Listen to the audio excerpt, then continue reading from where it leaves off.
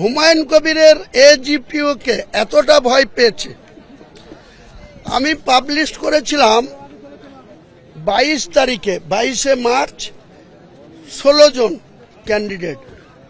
25শে March যেদিন ওয়াইসি এসেছিল, সেদিনকে আমরা ওয়াইসির সঙ্গে যৌথ প্রেস কনফারেন্স করার পর বিকেল 4টের সময় এই যে খুবাই আমিন, এই পীরজাদা, তার 1 মাস আগে থেকে আমি যখন দল খুলি তখন উনি কংগ্রেস করতেন, রাহুল গান্ধীর হাত ধরে কংগ্রেস করতেন এবং রাজ্য কংগ্রেসের জেনারেল সেক্রেটারি ছিল।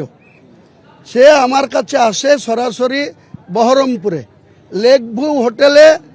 আমি তাকে হোটেলের ব্যবস্থা করে দিই।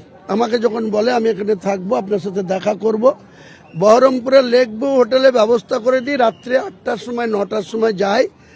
একজন বসিরহাটের কংগ্রেসের পঞ্চায়েত সমিতির নেতা আর একজন পিসিসির মেম্বার, তাদেরকে 5-6 জনকে নিয়ে এসে আমাকে বলে এসব গোটা কংগ্রেসের মাইনরিটি সেলকে পুরো নিয়ে আসবো এবং গোটা কংগ্রেসকে ভেঙে আমি নিয়ে আসবো। আমাকে কোনো মর্যাদা দেয় না।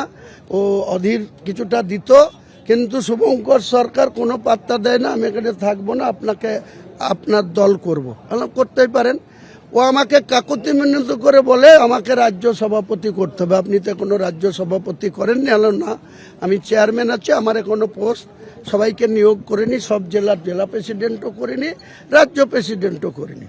আজ তার প্রথম নির্বাচনী জনসভা থেকে ইঙ্গিতপূর্ণ বক্তব্য রেখেছেন প্রধানমন্ত্রী নরেন্দ্র মোদী। তিনি বলছেন 3টি রাজ্যে যে ভোট পর্ব মিটেছে তাতে নির্বিঘ্নে এবং শান্তিপূর্ণভাবে ভোট করানোর জন্য নির্বাচন কমিশনকে তিনি ধন্যবাদ দিয়েছেন এবং তারপর অত্যন্ত ইঙ্গিতপূর্ণভাবে বার্তা দিয়ে প্রধানমন্ত্রী বলছেন যেখানে ব্যাপক হারে মানুষ ভোট দিয়েছে, প্রচুর সংখ্যায় মহিলারা ভোটদানের জন্য বেরিয়েছেন, সেখানে বিজেপি জয়যুক্ত হয়েছে বা এনডিএ শরিক জয়যুক্ত হয়েছে। কি বলেছেন কাটোয়ায় দাঁড়িয়ে দেখুন। मैं इलेक्शन कमीशन को बधाई देता हूं। एक भी हिंसा की घटना के बिना ये 3 राज्यों में इतना भारी मतदान हुआ है।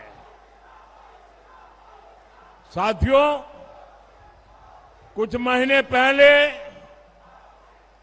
हमने बिहार में देखा है, महाराष्ट्र में देखा है, हरियाणा में देखा है, जहां भी भारी मतदान हुआ है और जहां भी भारी संख्या में महिलाएं वोट डालने निकली है, वहां बीजेपी को, एनडीए को प्रचंड बहुमत मिला है।